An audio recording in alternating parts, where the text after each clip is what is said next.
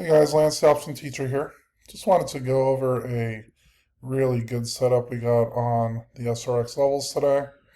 You can see at the 9:20 we got an EMA up alert. This was on the S1 level. So you could have taken this around the candle close here around 6:08, and we went all the way up to around 6:12. That's $4 extra on the Qs off a contract would be a huge gain there. If you did more of a scalping, you might have closed out at the purple PDH as well. But you can see just up candles the whole time. And if you also look at SPY, we got confirmation as well at the 9:20 candle. We're above the VWAP in yellow, above the 8 EMA.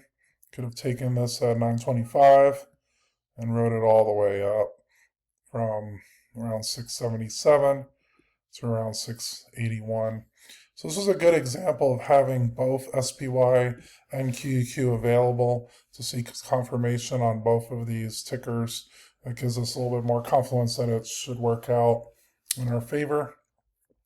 I'll also be with Phil and Russell tomorrow at 7 p.m. Eastern Standard Time.